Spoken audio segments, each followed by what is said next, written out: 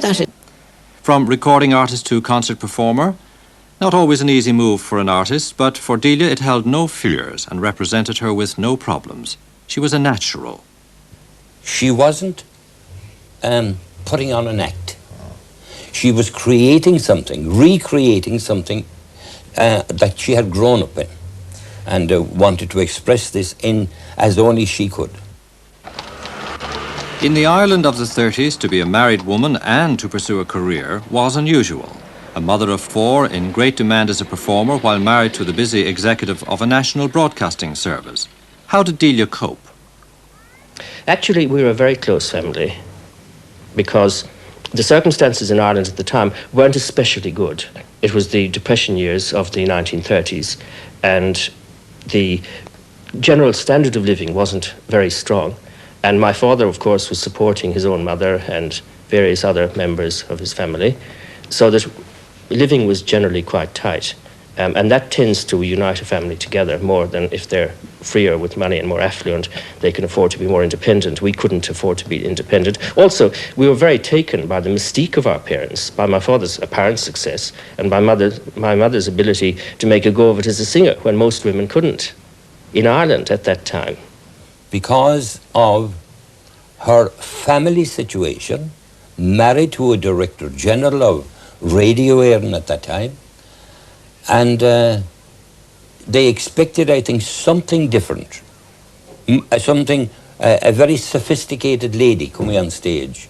And I think it was a great surprise and a pleasure to them to find just one of their own coming on stage. You have to put it in the context of the times in which she first started recording. It was a time when in Ireland we had a terrible inferiority complex. We had come out of desperate poverty, and it wasn't fashionable anymore to sing ballads, or come-all-ye's, as my mother used to call them. On the whole, they didn't really think it was music. They felt that the real kind of singers were Toti Del Monte and various other names that they could run off, Margaret Burke-Sheridan, Count John McCormack. Curiously enough, both those two were friends of my mother. That's the strange thing. Count John McCormack came from Athlone and identified with the country tradition. Margaret Burke-Sheridan came from Mayo, where my mother came from. So they were not sharing this criticism, but in certain circles there was criticism, all right, that the music wasn't quite the right thing. That wouldn't happen anymore now, because Ireland has changed in that sense for the better, but it was a reality then, when what was music was carefully and strictly defined. The limits of it were set down, and anything outside that wasn't music, and ballads fell into that category. But the plain people loved Delia. So too did painters and sculptors such as Helen O'Malley, Andrew O'Connor and Harry Kernow. And inevitably there followed the film offers. Well, one film offer to be precise. Now, Peg, what about you?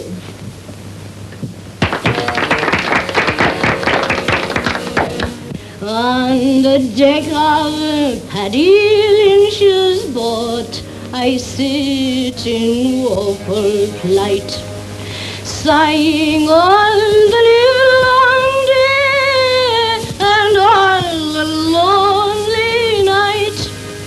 Were it not that full of sorrow for my people forth I go, by the blessed sun, 'tis loyally from the county Mayo. 'Tis my grief that Paddy Loughlin isn't early nearer still, and that Sean Boo no longer rules and loved upon. The film was called Island Man, later renamed West of Kerry. It got good notices, but it was sad to see Delia's talent wasted in a minor role and unsure of her bearings. I like that boy more every day. Indeed, he has the courage of a dozen tigers. Did you see the hands he had? I did, all blistered and cracked.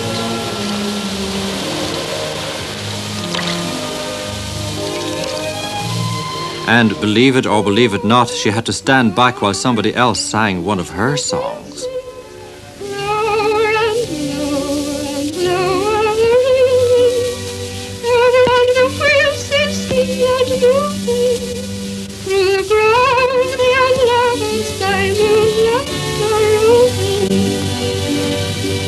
Even the credits got it wrong. She's down as Daisy Murphy. But Delia was always a bright pupil and a film career was a distinct possibility. No more quarrels. We're not quarrelling, Peg. We were just talking over our old friend, Neil. Perhaps Eileen was right. Neil lives in a different world. Liam would like to have met an island man of him. He thinks of nobody but Neil. He'll make a far better doctor. The wise man to lead. But whatever future the film might have had was halted by the outbreak of war the following year.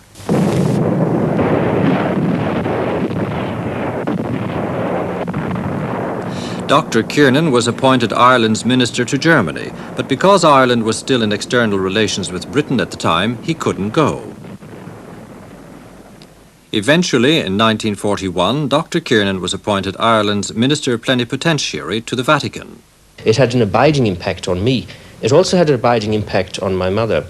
She liked the culture very much, and there were a number of Irish priests caught in Rome during the war. They couldn't get to and fro like we could because special provisions were made and at great cost to get diplomats in and out. That couldn't be done for citizens, or it wasn't done, put it that way. So they stayed there for the whole war in the Irish College. Well, they became rather lonesome because they were staying longer than they had wished to stay.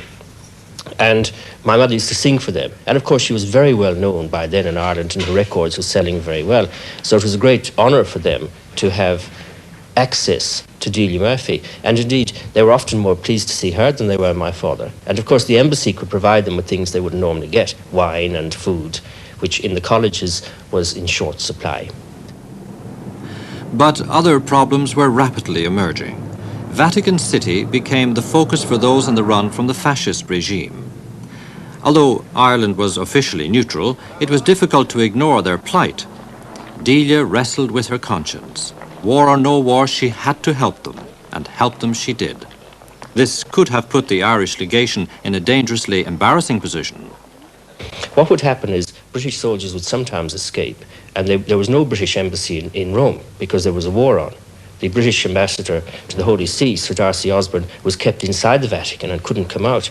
So the only English-speaking country in Rome was the Irish embassy. So the soldiers would, and many of them did, make their way to the Irish embassy. And then they would be smuggled in to the Vatican and delivered over to Sir Darcy Osborne, who was the head of the British who was the British ambassador, and his chief man, he had only one servant, Hugh Montgomery, and he was a undercover agent, and he had ways and means of smuggling these British soldiers back and could get them back to England. Her involvement with the famous Monsignor O'Flaherty, the Scarlet Pimpernel of the Vatican, and with Father Spike Buckley, another Irish priest, was limited to helping soldiers and civilians on the run. She was too conscious of her husband's diplomatic responsibilities. Delia took a great delight in sheltering soldiers on the run, from whatever side of the fence. It appealed to her warm and gregarious nature. It appealed to the anti-establishment side of her. In fact, the legation not only helped Allied soldiers in distress when the Germans occupied Rome, but when the Allies took over, the Kiernans' chief concern became the safety and comfort of those German and Japanese diplomats whom nobody else would speak to now that times had changed. An Irish solution to an international problem, a typical Delia solution, and a humane if unorthodox exercise of neutrality. In October 1946, Dr. Kiernan was posted to Canberra, Australia, as Ireland's High Commissioner, with the personal rank of Minister. The couple were welcomed to Australia at a crowded and emotional reception in Melbourne. Delia quickly became popular not alone with the diplomatic corps, but with the plain people of Australia as well. Following the Republic of Ireland Act in 1950, Tom Kiernan's status was raised to that of ambassador, a change which Delia took in her stride. Never a one for stuffy formal occasions, she turned the Australian climate to advantage by substituting lively barbecues for the more conventional diplomatic cocktail parties. Delia became a favourite with the journalists. These included David McNichol, later editor of the Sydney Herald.